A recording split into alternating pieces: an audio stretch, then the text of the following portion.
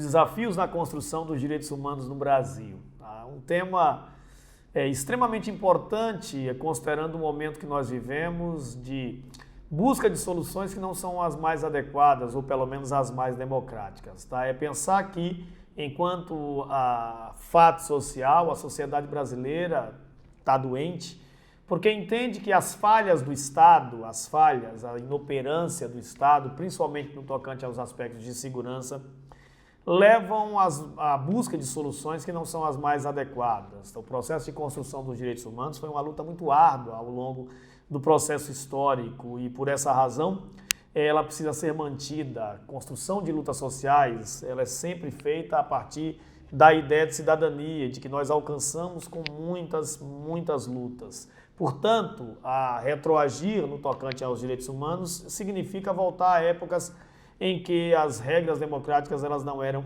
respeitadas. Tá? Compreender, portanto, que o que a sociedade passa é entender, do ponto de vista sociológico, de que tudo isso que está acontecendo tem uma razão direta, infelizmente, da inoperância do Estado, de um Estado ausente e um Estado que não proporciona segurança e, consequentemente, leva à ideia, né, de se buscar soluções que não são as mais adequadas.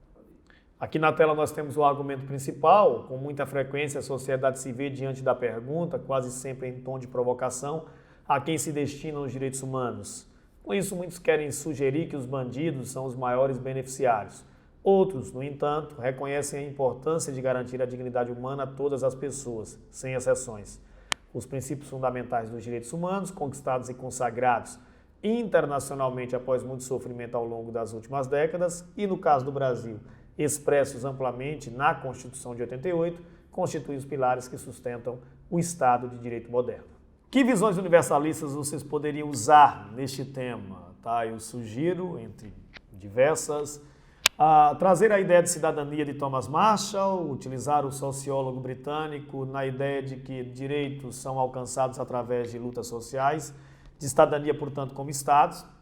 Trazer a discussão sobre a banalidade do mal, da Hannah Arendt, né, exposta em seus livros, principalmente, né, quando ela traz no Eichmann, Jerusalém, a noção de que aquele processo de construção histórica do nazismo foi, na verdade, fruto de uma negação da política e, consequentemente, da aceitação de situações perversas dentro da sociedade. Então, o conceito de banalidade do mal, o mal banal, seria outro dos fatos muito importantes.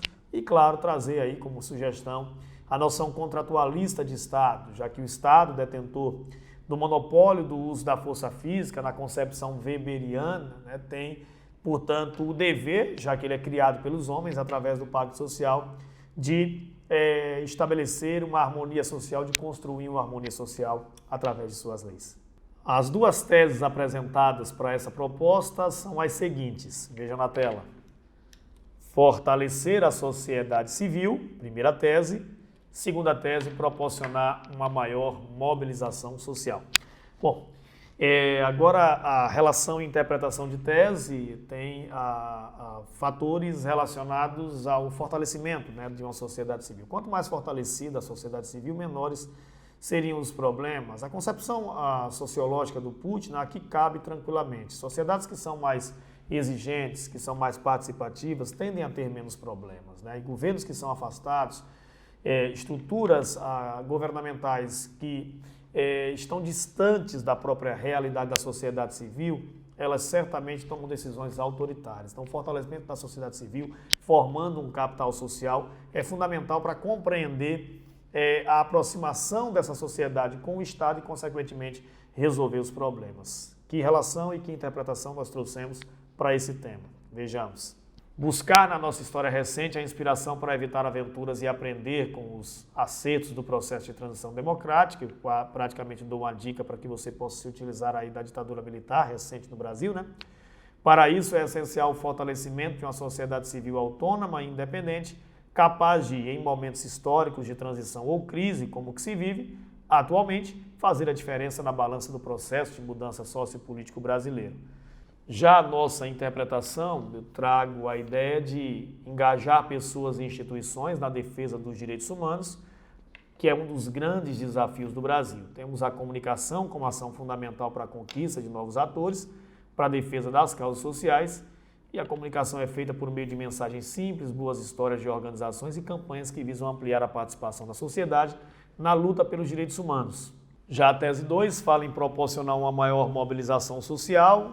A relação de tese trabalha com a ideia de que esse delicado equilíbrio, infelizmente, pende atualmente para o lado da regressão dos direitos humanos e retrocesso na nossa democracia, que é muito jovem, né? Considerando que ela foi retomada a partir de 1989, e mais do que nunca a mobilização social e a defesa dos direitos à livre manifestação são centrais para que se possa fazer um debate amplo que é preciso sobre as escolhas e reformas que o Brasil não pode mais adiar, de maneira que as nossas instituições possam recuperar o mínimo de legitimidade necessária à garantia da democracia e do Estado de Direito. E interpreto, trabalhando com a ideia de que a estratégia adotada é dar visibilidade cada vez maior para as causas e os atores apoiados, e com isso pretende-se alcançar mais pessoas e colaborar para a construção de uma filantropia voltada para a formação de uma justiça social, aquela que é capaz de constituir uma alternativa eficiente de investimento para os que queiram contribuir para a transformação da realidade do país, no respeito à dignidade humana. Bom, e para finalizar nossa proposta de solução, ela traz o Ministério da Mulher, Família e Direitos Humanos, ministério recentemente criado, né, no governo Bolsonaro. E claro, se fala num país onde o Estado é ineficiente, tá, é necessário então estabelecer políticas inclusivas que permitam a redução da desigualdade social e, consequentemente, fazer com que a gente tenha menos mazelas, tá? Então a gente traz agora toda a análise da proposta de solução aqui para vocês. Vamos ver. O agente mobilizador seria o Ministério da Mulher, Família e Direitos Humanos. A ação, estabelecer políticas sociais e inclusivas. O meio, convênios com as secretarias de Estado. Você poderia também acrescentar as secretarias de município, mas os estados abrangem, portanto, todo o território nacional, com a finalidade de reduzir a desigualdade social e, como detalhamento, proporcionar uma maior capacidade de tolerância e aprofundamento dos valores éticos na sociedade.